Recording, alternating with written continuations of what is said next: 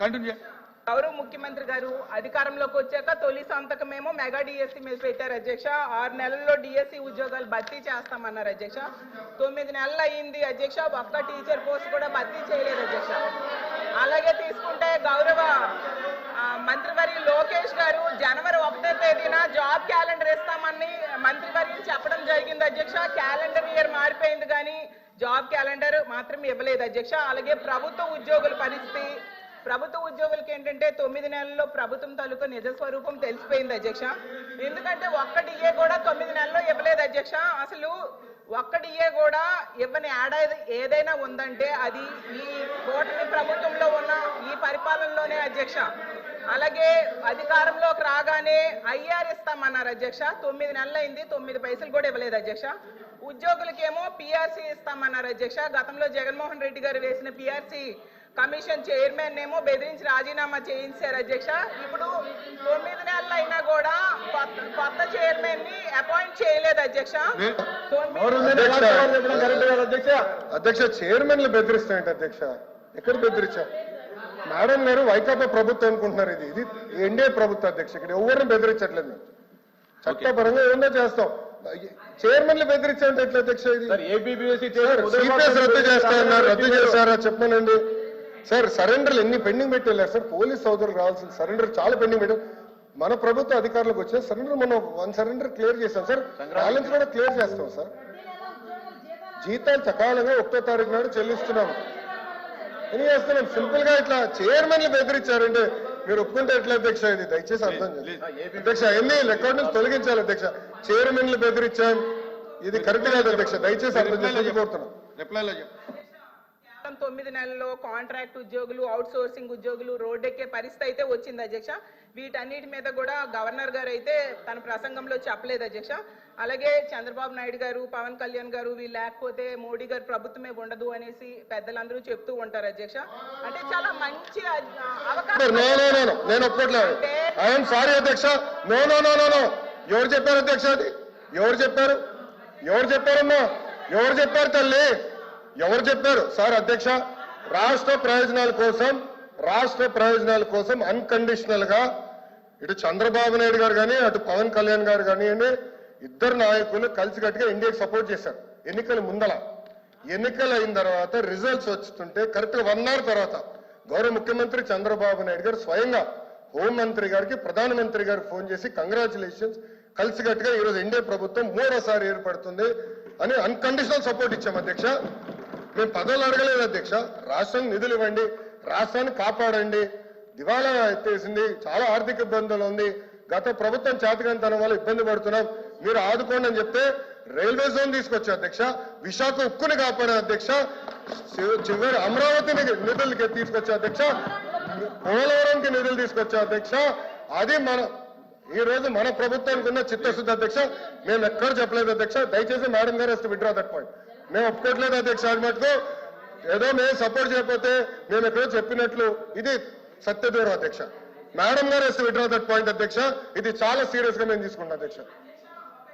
అందరూ అంగీకరించాల్సిన నిజం, మన రాష్ట్రంలో ఉన్న ఎంపీల మీద కేంద్ర ప్రభుత్వం ఆధారపడి ఉంది అనేది నిజం కదండి అధ్యక్ష.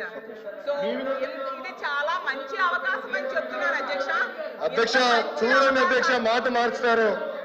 స్టేట్మెంట్ ఇవ్వండి. మనోడే రాస్తున్నారు, స్టెనో ఉన్నారు, స్టేట్మెంట్ ఇవ్వండి అధ్యక్ష. నేను అది రికార్డ్ నుంచి తొలగించాలి అధ్యక్ష. అది సీరియస్ అలిగేషన్. సీరియస్ అలిగేషన్ చేశారు మేడం గారు. మా పైన ఆరోపణలు చేస్తున్నారు. నేను ఎక్కడో స్టేట్మెంట్ ఇచ్చినట్టు మాట్లాడినట్టు ఉంది, లేదా తెలుగుదేశం పార్టీ సభ్యులు ఏదో స్టేట్మెంట్ ఇచ్చినట్టు మాట్లాడారు. కరెక్ట్ కాదు అధ్యక్ష. నో మేడం గారు వస్తే విత్డ్రా దట్ అధ్యక్ష. చాలా స్పష్టంగా అధ్యక్ష మేడం గారు ఏమన్నారంటే మేము ఎక్కడో స్టేట్మెంట్ ఇచ్చినట్టు, మా పైన కేంద్ర ప్రభుత్వం ఆధారపడి ఉంది అని వక్రీకరిస్తూ మేడం గారు స్టేట్మెంట్ ఇచ్చారు అధ్యక్ష. నేను మళ్ళీ చెప్తున్నా, అన్కండిషనల్ సపోర్ట్ చేశాం, రాష్ట్ర ప్రయోజనాల కోసం చేశాం.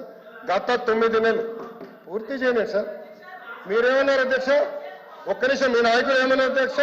పులివెందుల ఎమ్మెల్యే ఏమన్నారు? గతంలో మెడలో ఉంచి ప్రత్యేక హోదా తెస్తాన్నారు. ఏమైంది?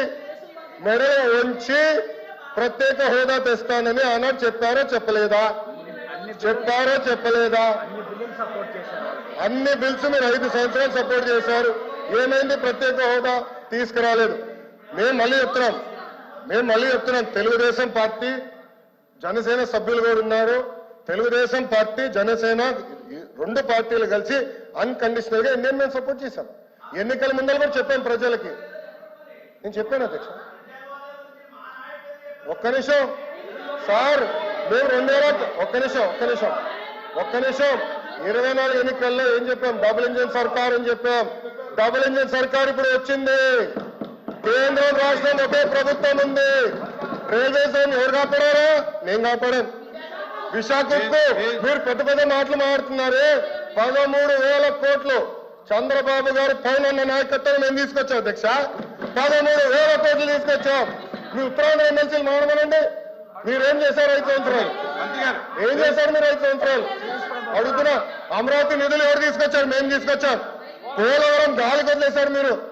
బుల్లెట్ దిగినా అని మీ మంత్రి గారు అడిగారు. ఏమేరైనా పెద్ద మాట్లాడతారు.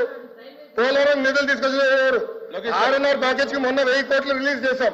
నో అధ్యక్ష, ఐఎమ్ ప్రొటెస్టింగ్. మేడం గారు has to withdraw that statement. అది కరెక్ట్ కాదు అధ్యక్ష. I'm sorry. ఓకే, సభ్యులు ఉన్నారని చెప్పొచ్చు, ఐ హావ్ నో ప్రాబ్లం. కానీ ఏదో మేము వాళ్ళని థ్రెటన్ చేస్తున్నట్టు ఏదో మా పైన ఆధారపడే పదం వాడతాం కరెక్ట్ కాదు అధ్యక్ష. మేము ఏనాడో అనలేదు. మా సపోర్ట్ అన్కండిషనల్. రాష్ట్ర ప్రయోజనాల కోసం కేంద్ర ప్రభుత్వాన్ని మేము సపోర్ట్ చేస్తున్నాం. అది చాలా క్లారిటీగా ఉంది అధ్యక్ష. కానీ దయచేసి అది మటుకు రికార్డును తొలగించాలి అధ్యక్ష. రికార్డులు పరిశీలించి చూద్దాం. అధ్యక్ష చూడాలి కదా. ఇప్పుడు ఆ రికార్డు చూసి ఆ మాటలు ఉంటే తొలగిస్తాం. కూర్చోండి.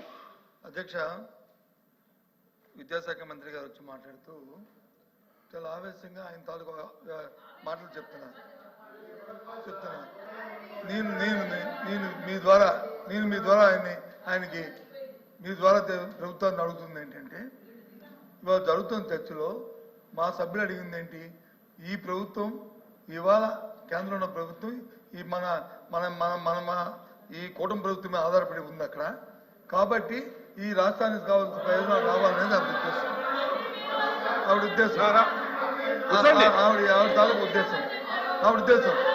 ఏంటి ఆ ఉద్దేశాన్ని కాదు అవునా అనేది మంత్రి గారు దయచేసి మంత్రి గారు ఆయన చెప్పిందంతా చెప్పండి. ఆయన చెప్పింది పూర్తయిన తర్వాత మీరు మాట్లాడండి. మళ్ళీ ఏమనుకో, డోంట్ థింక్ ఎందుకంటే మాట్లాడండి. మళ్ళీ మీరు చెప్పండి. ఆమె చెప్పింది అది కాదు, మా మీద ఆధారపడలేదు, లేదు మాకు అవసరం లేదు అని అంటే అదొక వేరే విషయం. ఇప్పుడు మీరే చెప్తున్నారు రాష్ట్ర ప్రయోజనాల గురించే మేము ఉన్నామని.